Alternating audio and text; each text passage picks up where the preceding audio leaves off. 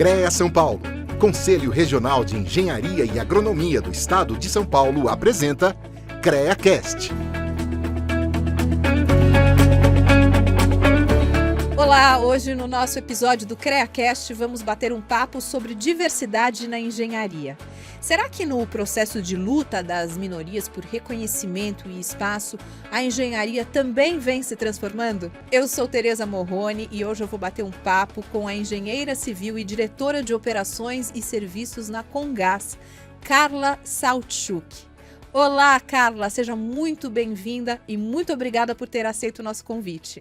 Obrigada a vocês, prazer estar aqui com vocês. Você é a primeira mulher a ocupar este cargo na história da Comgás. Ao olhar para trás, no início da tua carreira, muita coisa mudou no mercado de trabalho para que uma mulher pudesse ocupar uma posição como essa? Sim, sem dúvida, Tereza. E eu posso te falar que desde a minha graduação, né, eu me lembro perfeitamente, nós éramos 200 alunos e aí aproximadamente 90% deles eram homens. E eu passei muitas situações onde realmente eu fui questionada simplesmente pelo fato de eu ser mulher, né? Um outro exemplo também que me vem à cabeça foi a minha primeira entrevista de estágio, onde eu perdi essa vaga, porque era entendido que aquele papel caberia muito melhor para um estagiário de engenharia que não fosse mulher, né? E isso foi nos anos 90, né? Hoje esse profissional, inclusive, é super meu colega, me respeita muito. Eu brinco com ele que ele perdeu uma grande profissional para trabalhar ao lado dele, né? Então, eu acho que muitas vezes, né, todos esses desafios que eu enfrentei no final do dia trouxe para mim um valor muito grande com relação à diversidade, né, que é um propósito para mim, que eu me entrego de corpo e alma, né, sempre procurando aí agregar pessoas para serem meus aliados nesse processo, né.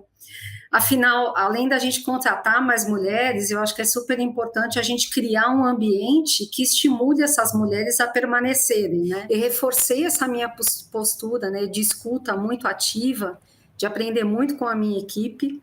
E uma das ações mais recentes que a gente colocou para rodar é o projeto Inspirar, onde a gente tem o objetivo de acolher todas as mulheres da minha diretoria, promover a troca entre nós de experiência e trabalhar fortemente no tema do desenvolvimento, tá? Então, são ações importantes que empoderam no dia a dia cada vez mais as nossas mulheres. A trajetória até um posto de liderança, conforme você acabou de dizer, é cheia de desafios, né? Porque além de ser uma grande profissional, você também é um grande ser humano, né? Pelo que você me contou do seu colega, você o perdoou com galhardia, né? Depois do que ele fez de não ter te oferecido a vaga de estagiário. Então, parabéns, é muito, muito lindo saber disso também. Mas assim, eu li numa entrevista que você deu recentemente, contando sobre uma situação que você vivenciou que foi absolutamente constrangedora em Angola, na África. Né? Como é que foi esse momento para você? Então, essa foi uma experiência também que me fez aprender bastante, né? A começar da forma como ela aconteceu, né? Então, era uma oportunidade de consultoria em Angola, por uma empresa onde eu atuei durante muitos anos, antes da Comgás, e eram necessários 2 consultores sêniores para irem até esse local, num empreendimento de altíssimo padrão em Angola. E o desafio já começou nesse primeiro momento, porque quando eu disse que eu gostaria de ir, porque eu era uma das especialistas naquele tema, o meu próprio cliente disse que não era adequado uma mulher ir para esse tipo de desafio em Angola, não era um ambiente adequado para que eu pudesse trabalhar lá, né? E eu fui muito persistente, fiz, então, tomei a decisão de ir para Angola. Não existia uma estrutura adequada para receber mulheres nessa obra, era uma obra que tinham mais de 1.000 homens nesse canteiro de obras, e as únicas mulheres eram eu e uma arquiteta de Lisboa. E como não tinha uma estrutura adaptada para receberem mulheres, a gente tinha um desafio muito simples, que era de ir até o banheiro, né? Não existiam banheiros ou vestiários para mulheres nesse canteiro de obras. Eu tive muita sorte de ter essa arquiteta de Lisboa lá, E ela então me explicou que eu tinha que atravessar todo o canteiro de obras e que eu tivesse que utilizar o sanitário do clube desse condomínio de luxo onde eu tinha ido para dar a consultoria, né?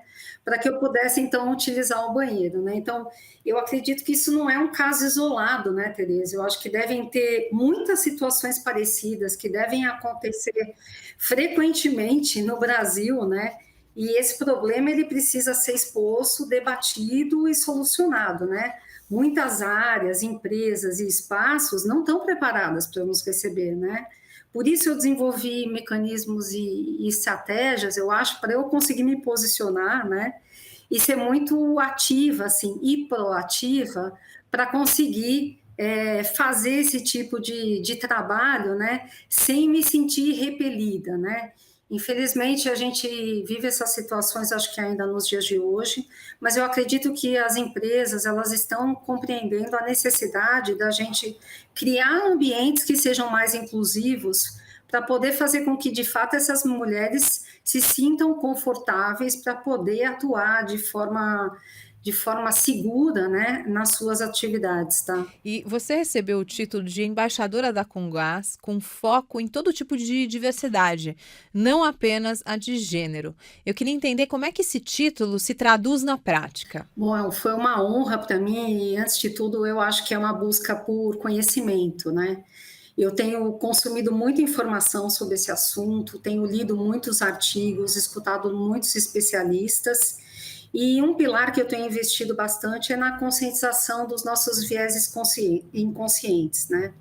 Uma vez que a gente influencia muito na tomada de decisão, isso nos leva a tomar muitas vezes decisões que são baseadas em estereótipos, né? Então, é muito importante que a gente atue de forma muito consistente nisso, para que a gente não atue com preconceito. Além disso, como diretora, né, eu tenho apoiado muitos meus pares, né, em muitos programas e metas da Comgás, e quando a gente pensa, por exemplo, nas nossas próprias metas de ESG, né, nós lá na Comgás temos uma meta, por exemplo, de aumentar a presença feminina em cargos de liderança, né? Então a gente vem atuando muito fortemente nisso. E a gente usa também as nossas pesquisas de clima, né, que nos ajudam um pouquinho a nortear e tomar decisões para fazer com que a nossa empresa seja cada vez mais segura, diversa e inclusiva, tá? Um outro ponto é que eu uso muito o meu LinkedIn, tá, Tereza, para trazer temas de diversidade, estimular discussões e reflexões. Isso tem sido um canal muito interessante para atuar de forma proativa no tema da inclusão. E eu acredito que esse é um importante canal, tá? Para a gente conversar com os profissionais do mercado, não só dentro de casa, né? Não só dentro da Comgás, mas também fora, né? E ampliar o alcance das conversas e informações com relação a esse tema. Por isso eu sempre busco trazer considerações que tenham a partir dos materiais que eu leio, né? Trazendo reflexões, respeitando os lugares de fala, né? Acho que é super importante essa comunicação para o mercado como parte da estratégia, né? Uma vez que ela inspira as outras pessoas a fazerem o mesmo, tá? Como tem sido? Você falou sobre a pesquisa de clima, né, ao interno da Comgás. Como é que tem sido isso ao longo das pesquisas? Você realmente percebe uma evolução, isso, inclusive nas respostas das pessoas, que tudo tem agradado melhor e tal? Sim, eu percebo isso, tá, Tereza? À medida em que a gente começou a criar canais e formas de letramento, de escutativa das pessoas, tendo aberto isso na base das pesquisas, as pessoas têm se engajado nesse propósito e a gente percebe um resultado positivo com relação a isso, tá? Carla, algumas empresas elas têm desenvolvido programas de recrutamento focados em públicos específicos para incorporar perfis mais diversos, né? A gente tem um exemplo disso, até um que gerou bastante polêmica, como, por exemplo, o programa de trainee do Magazine Luiza, voltado apenas para pessoas negras, né? Na tua opinião, você acha que essas medidas elas são justas e necessárias? Como é que você encara isso? Olha, eu acho que muitos caminhos podem ser tomados, né, para aumentar a diversidade nas empresas. Eu acho que a gente não tem uma bala de prata única que resolva esse problema, né? Acho que são diversas ações, né? Eu entendo sim que seja necessário muitas vezes a gente implementar algumas ações intencionais para viabilizar a equidade, né? Trazer mais oportunidades. Por exemplo, promover mudanças nos processos de atração e seleção, né? Essa é uma prática importante que auxilia muito no tema da diversidade, na maior inclusão, né? Como a não obrigatoriedade, por exemplo, da língua inglesa, né? Um outro tema também que em alguns momentos foi tão obrigatório, tão necessário, muitas vezes para atividades onde não se havia uma necessidade de você saber inglês, por exemplo, né? Então, no processo de atração e seleção, quando você coloca esse ponto de atenção, acho que você contribui muito para esse tema da inclusão. Acho que uma outra coisa importante é você observar a forma pela qual a vaga está sendo divulgada. Eu vivi um exemplo muito recente, que é no programa das gasistas, que está sendo feito pelo programa Minha Chance, em parceria com a FATEC, apoiado pela Congás, e a tomada de decisão de colocar na comunicação de forma explícita que seria uma turma voltada para mulheres, com uma comunicação clara e atrativa, fez com que a gente tivesse hoje uma primeira turma com 60 mulheres em formação. Então, muitas vezes, uma comunicação clara, objetiva, né, que tira as barreiras, isso atrai as mulheres, eventualmente, para ocuparem posições onde talvez elas próprias nem imaginassem que elas pudessem atuar, tá? Carla, há um movimento dentro da Congás para que, assim como você, as mulheres possam ter esse privilégio de ascensão a cargos de direção. Você acredita também que as empresas elas tenham esse papel de desenvolver programas internos que garantam a equidade de gênero? Então, Tereza, nesse ano aqui, a Congás passou a fazer parte, né, do índice Bloomberg, que é o Gender Equality. E graças a esse nosso trabalho em prol da equidade, né, a gente vem fortalecendo muito esse nosso percentual de mulheres, né, que se candidatam aí para posições de liderança.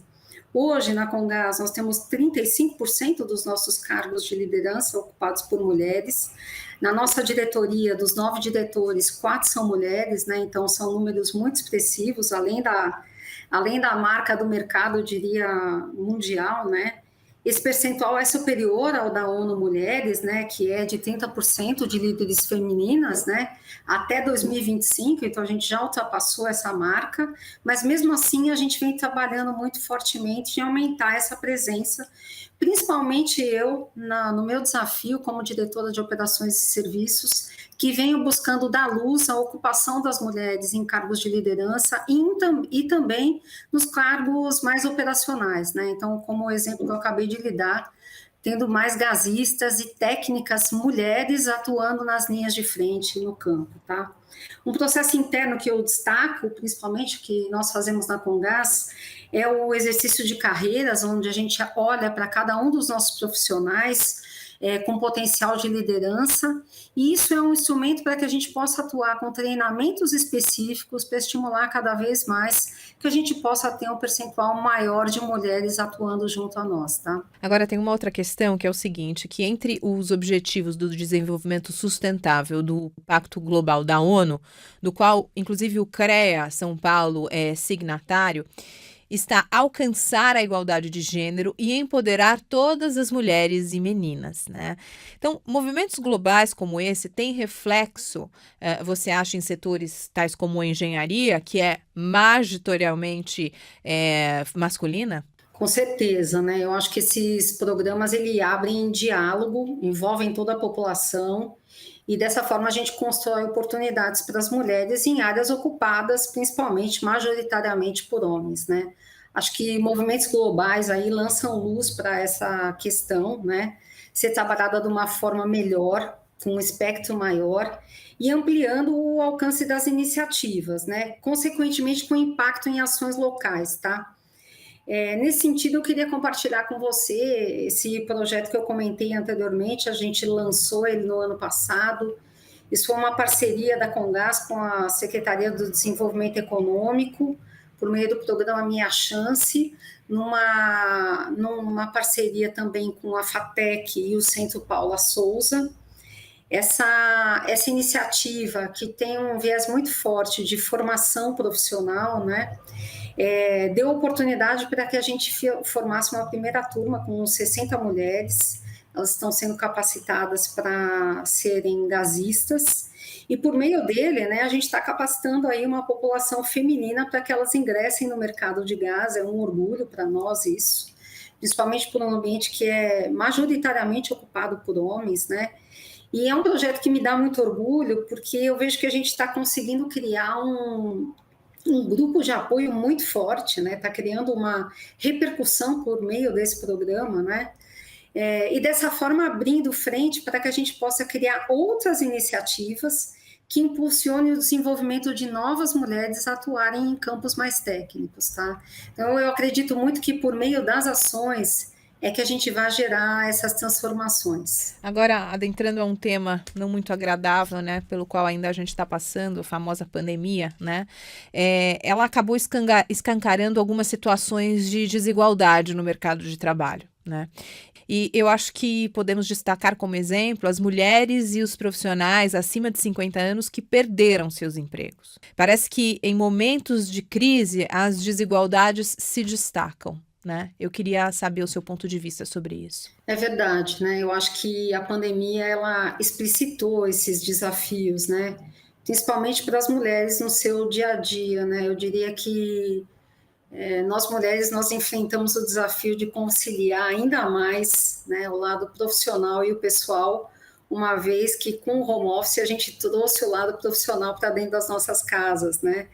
E muitas mulheres tiveram que fazer escolhas, né? Uma vez que muitas com filhos, inclusive menores, né, tiveram o desafio de estar trabalhando junto com seus filhos. Muitas tiveram que escolher por abandonar as suas carreiras, né, postergarem seus sonhos para poder se dedicar para filhos menores. Algumas perderam seus empregos. Isso também desafiou a empresa a ter um olhar mais empático e acolhedor, né, e criar modelos e propostas de apoiá-las numa situação que foi totalmente atípica, né, de dificuldade para todo mundo, né, para que a gente pudesse suportar essas mulheres. Então, sem dúvida nenhuma, eu acho que a pandemia trouxe ainda mais dificuldade para esse cenário de empoderamento, de atuação profissional das mulheres. Mas eu acredito que agora, nesse momento em que estamos com a aceleração da vacinação, né, Tereza? Eu acredito que a gente possa passar por uma retomada do mercado, um maior aquecimento. E espero que mulheres que postergaram aí seu ingresso ao mercado de trabalho, ou tiveram que postergar a sua aceleração no mercado de trabalho, que elas possam retomar, né? E que elas tenham novas perspectivas para poderem criar um desenvolvimento mais rápido e acelerado profissional. Exatamente. Obrigada, viu, Carla, que você possa servir de inspiração para as mulheres que estão nos assistindo. Realmente, tudo que você está falando é muito motivacional e inspirador, viu? Eu vou compartilhar uns dados agora com você de uma pesquisa, da Pesquisa Nacional por Amostra de Domicílios Contínua 2019, do Instituto Brasileiro de Estatística e Geografia, o IBGE, indicam que a população brasileira é composta de 51,8% de mulheres e 48,2% de homens. E de acordo com uma pesquisa do IBGE, os homens tiveram rendimento médio mensal 28,7% maior do que o das mulheres em 2019, né? Agora, né? Considerando os ganhos de todos os trabalhos. O relatório do Fórum Econômico Mundial aponta que a desigualdade, aponta que a igualdade de gêneros só se dará em 2095. Eu disse 2095, isso se continuar na evolução pelos direitos das mulheres, né? Por que hoje ainda é tão difícil garantir salários iguais para homens e mulheres que desempenham, Carla, a mesma atividade, né? Não é que seja diferente. Não é que um entrega mais, outro entrega menos. É a mesma coisa. Por quê, Carla? Pois é. Você vê que o Brasil, ele ocupa aí, se não me engano, a posição número 130 no ranking do Fórum Econômico Mundial sobre igualdade salarial entre homens e mulheres que exercem a mesma função, tá? E, se não me engano, essa lista tem 153 países, né? Ou seja, a gente está no final dessa lista, né? E eu acredito que ainda falta muita coisa para a gente percorrer, né, na questão de conscientização das companhias, né? E é um reforço, vamos dizer assim, veemente que a gente tem que fazer com relação a essa discriminação por gênero, inclusive na questão salarial, né? existe, acho que ainda muito forte esse machismo estrutural, né? E que justifica essa disparidade de salários, né? Dizendo que as mulheres devem ganhar menos, porque, por exemplo, elas engravidam e vão se afastar do seu emprego, do seu trabalho, ou que elas têm menos produtividade desenvolvendo suas atividades, né? Então, acho que isso é um processo que a gente tem que fazer muito forte de letramento dentro e fora das empresas, né? Entre todos os envolvidos, para combater, né? E para prevenir casos de diferença salarial entre homens e mulheres tão descabidos, né? A gente está num momento em que a gente precisa ter profissionais à frente das atividades e dos trabalhos, né? Que sejam competentes. E tanto faz se esse profissional é um homem ou uma mulher, né? O que a gente espera é que a gente trabalhe com a igualdade e com a equidade, né? Então, eu acho que são movimentos que cada um de nós tem que combater, né? E eu, particularmente, tenho muito orgulho, tá, Tereza? Porque na Comgás a gente tem muito orgulho de dizer que a gente tem homens e mulheres com igualdade salarial e com igualdade de desafios, que também acho que é uma coisa super relevante, né? Quer dizer, isso existe, dá para colocar sim em prática, né, Carla? Sim. Muito bem. Carla, qual orientação você daria às mulheres engenheiras, mas também às outras minorias que de alguma forma possam encontrar barreiras para entrar em um setor predominantemente masculino, como o de óleo e gás? Então, você falou tudo, né? A gente está num setor predominantemente masculino, mas isso vem mudando, né? E a gente já tem muitas mulheres aí atuando no mercado de óleo e gás. Eu queria dizer, assim, para as mulheres não deixarem que os outros as limitem, né? E que certamente você pode chegar onde você quiser chegar, né? Superar as barreiras, né, que são impostas pela sociedade. Acho que um grande desafio que nós temos que ter é de sermos muito persistentes e resilientes, né? Eu particularmente enfrentei, sim, desafios e barreiras ao longo da minha carreira, mas eu consegui chegar e sempre acreditei que eu ia chegar onde eu quisesse chegar. Então, eu acho que nós mulheres temos que, cada uma de nós, sermos as inspirações das próximas mulheres e gerações que estão por vir, né? Queria dividir com vocês uma experiência. Eu, recentemente, voltando da Comgás, escutei no rádio uma jornalista falando de uma jovem paranaense de 20 anos, que é a Andressa Orreda, que é uma estudante que estuda agora nos Estados Unidos para ser astronauta. E eu fiquei tão entusiasmada com a história dela que eu me contactei com ela pelo LinkedIn e pedi que ela viesse falar com as minhas mulheres da minha diretoria, né? E ela disse que ela tinha medo de falar para os outros que ela queria ser uma astronauta, porque ela ficava pensando o que os outros poderiam falar disso, né? Eu achei super interessante a fala dela, saí muito inspirada, né? E o que a lição de casa que nós levamos da fala dela, né? É que acho que a gente tem que buscar exemplos, né? Se eles não existirem na área em que a gente quer atuar, que a gente seja esse próprio exemplo, né? Que é o exemplo claro da Andressa, né? Obviamente não vai ser fácil, mas é possível, né? E o mundo está cada vez mais aberto para essas diferenças. Então, vamos aproveitar esse momento, né, para ampliar a diversidade e a inclusão dentro e fora das empresas. E eu falo muito para as minhas mulheres, tá, Tereza, que lugar de mulher é onde ela quiser estar. E acho que a gente está vivendo um momento para fortalecer cada vez mais esse movimento, tá? Que veio para ficar. Conexão CREA. E agora eu quero convidar uma representante importante do CREA São Paulo para nos contar sobre sua experiência como mulher à frente da fiscalização do maior conselho profissional da América Latina. A engenheira Maria Edith dos Santos é superintendente de fiscalização do CREA São Paulo e conta pra gente como ela começou nessa área há mais de 30 anos. Olá, meu nome é Maria Edith dos Santos, estou na superintendência de fiscalização do CREA São Paulo na gestão do presidente Vinícius Marques Marinelli, sou engenheira civil e de segurança do trabalho e sou agente fiscal de carreira aqui no CREA São Paulo. Aqui no CREA, eu sou conhecida como Edith. Eu sempre fui uma pessoa que, quando eu já me esgotava ali todos os conhecimentos, eu sempre busquei mais conhecimento. Então, eu entrei numa área chamada de registro profissional. Eu fiquei 3 anos nessa área, como agente administrativo. Quando eu percebi que ali eu não tinha mais o que aprender, eu pedi transferência. Eu quero ir para uma outra área, eu quero conhecer mais, eu quero me aprofundar mais nos serviços que o CREA dispõe. E a fiscalização ela é dinâmica. Você aprende diariamente aqui. Então, eu fiquei como agente fiscal. No decorrer desse tempo de agente fiscal, eu acabei optando por fazer engenharia, né? Então, eu passei por chefe de unidade, eu fui gerente de relações institucionais, e na gestão do Vinícius, ele me chamou para ser superintendente da fiscalização, né? Claro que devido a toda a experiência que eu tenho durante todo esse tempo, quase 40 anos de conselho. Tenho 12 gerentes trabalhando comigo, 30 chefes de unidade, 130 agentes fiscais. Eu, quando fiz engenharia, eu comecei a fazer engenharia em 97. Na minha sala, de 100 pessoas, nem menos de 10% eram mulheres.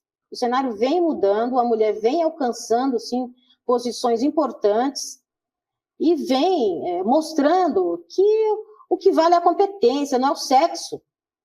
O que vale é a competência da mulher.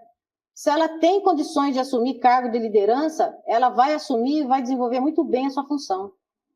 Eu sempre falo, não só para os funcionários, mas para todos, faça o seu trabalho, faça muito bem feito, faça com responsabilidade e com competência. Procure sempre o conhecimento. Não, o conhecimento é algo que você tem que estar à procura o tempo inteiro. Tá? Seja visionário. Se você perceber que existe uma oportunidade no seu trabalho de crescimento, saia da acomodação e vá em busca desse conhecimento para que você consiga, dentro do teu trabalho, a ascensão profissional que você almeja. Não dá para você ficar parado olhando o outro crescer e reclamando da sua vida. Corra atrás. Eu corri atrás. Se eu não tivesse feito a engenharia lá atrás, hoje eu jamais poderia estar onde eu estou. Muito bom. Hoje nós temos várias agentes fiscais já, mulheres trabalhando na frente de empresa, de obra aqui, fiscalizando. Então, e trabalham muito bem. Todos trabalham muito bem. Encontrou barreiras que não fazem sentido, que é absurda, lute, não fique parado e aceite acomodado. Lute pelo seu espaço, lute pelo seu direito de conquista.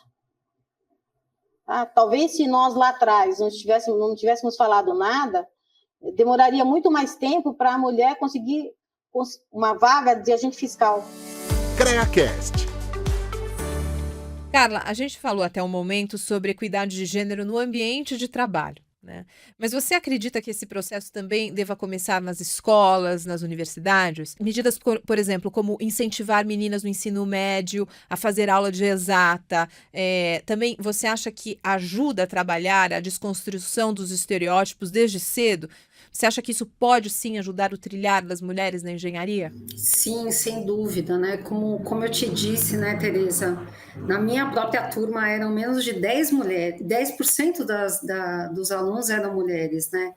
Isso cria um ambiente hostil para a jovem que está começando nessa área, né? E isso desestimula, né? Então, hoje, eu vejo que esse cenário está mudando.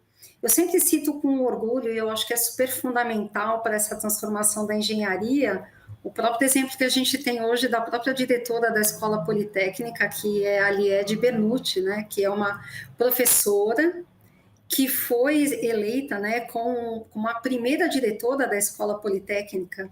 Eu acho que isso foi um exemplo. Eu quando tive aula na Escola Politécnica, que era predominantemente de homens, né, na sua liderança, né? A hora que eu descobri que a Liege tinha assumido como diretora, isso para mim foi um motivo de orgulho, né? Então, sem dúvida, para uma aluna de engenharia, isso cria muito impacto, né? A gente vê as mulheres ocupando lugares diversos onde eventualmente sempre a gente via homens ocupando, né? Então, acredito que essa mudança do mercado, ela passa essencialmente pela educação, né?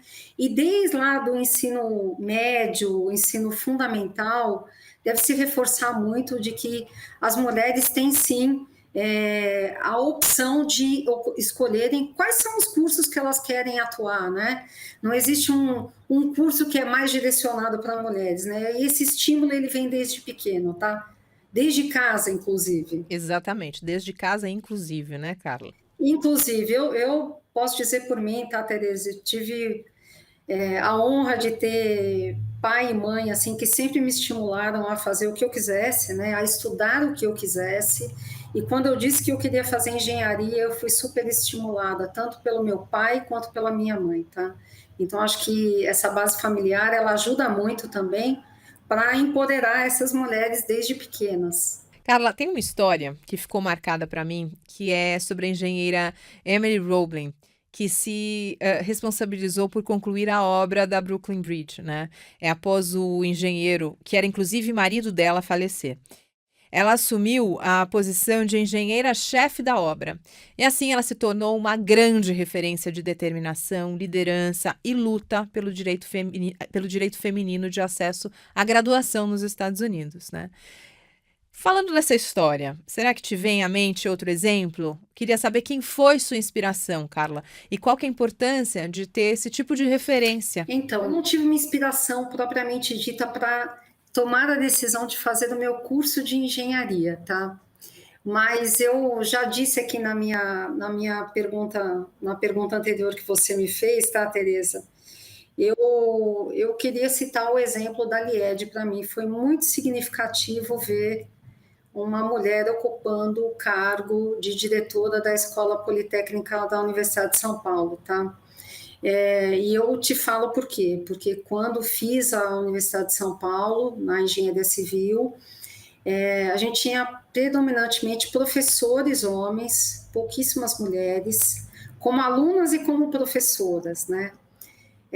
Como eu te contei aqui na minha história, quando fui tentar o meu primeiro estágio também, tive um não por ser mulher.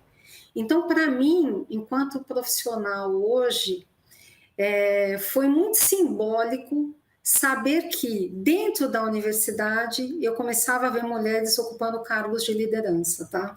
Eu acho que isso tem uma simbologia muito grande, né? Por quê? Porque isso muda uma cultura de uma universidade como a Escola Politécnica, na hora em que tem uma diretora mulher, né? Então, para mim foi muito simbólico, muito, muito simbólico, talvez porque quando eu estive lá, era um ambiente predominantemente masculino, tá?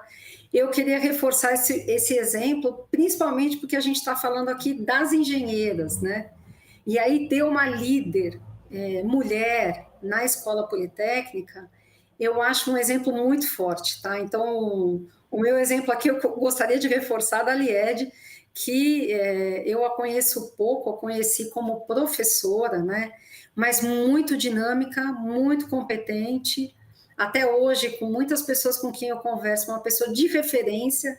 Então, é um exemplo de sucesso, né? De uma mulher num cargo de liderança, tá? Carla, tem um artigo de 4 anos atrás da Harvard Business Review que informa que muitas mulheres que estudam engenharia a abandonam antes mesmo de concluir os estudos. Você percebe que isso ainda é parte da nossa realidade? E, na sua opinião, quais são as práticas que as universidades deveriam, inclusive, abraçar? Então, eu acho que muitas mulheres abandonam, primeiro por alguns temas que a gente já conversou aqui, né?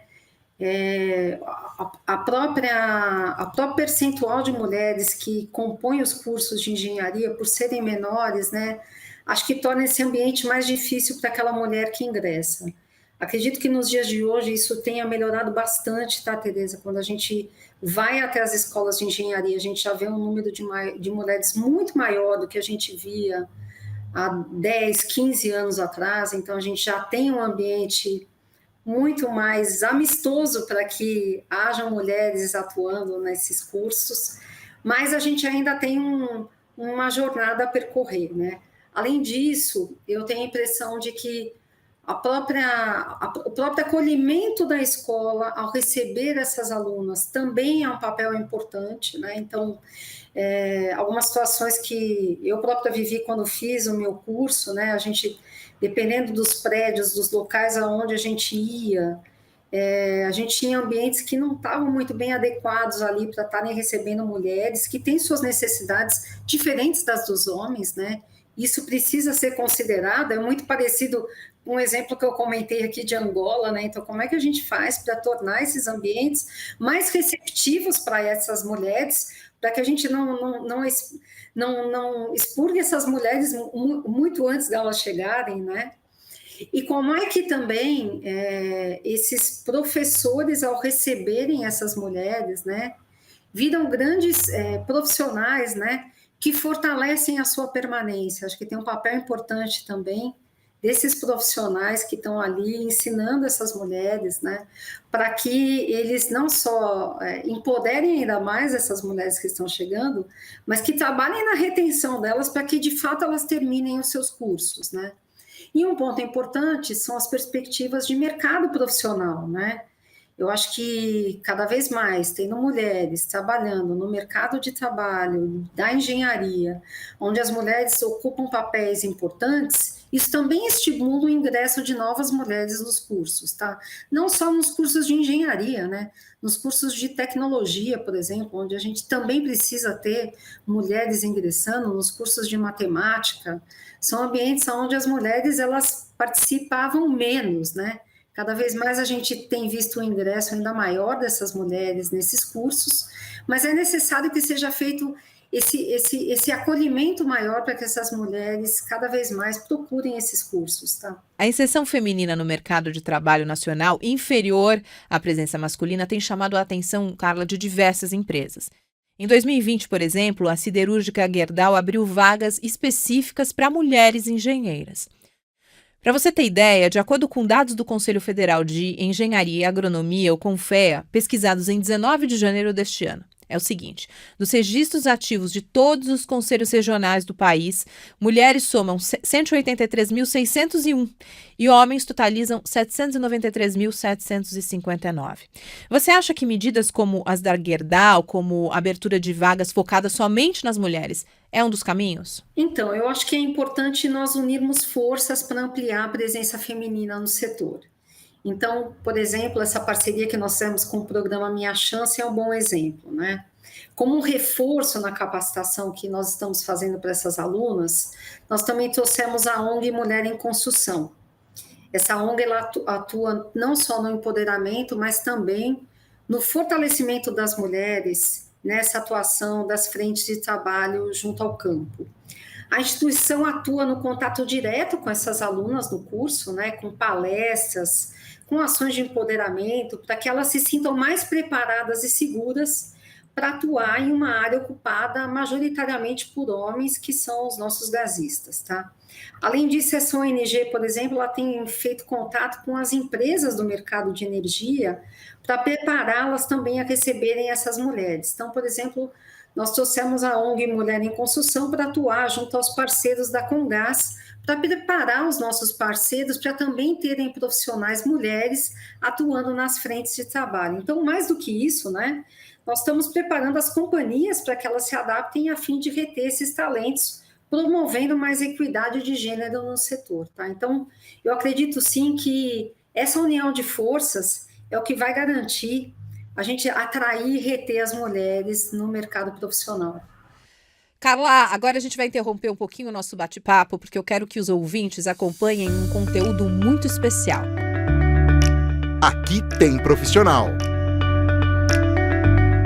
A engenharia é uma profissão garantidora da segurança e de toda a sociedade. Por trás de tudo o que você pode imaginar, tem um profissional habilitado e capacitado para isso. E a engenharia de segurança do trabalho faz um trabalho especial para nos proteger. Esse profissional é responsável por analisar projetos a serem implantados em conjunto com as áreas técnicas, visando reduzir ou eliminar os riscos de acidentes e doenças ocupacionais. Estudar as condições de segurança dos locais de trabalho e equipamentos, pensando inclusive na higiene do trabalho, ergonomia, proteção contra incêndio e no saneamento, é parte das atividades do engenheiro de segurança do trabalho.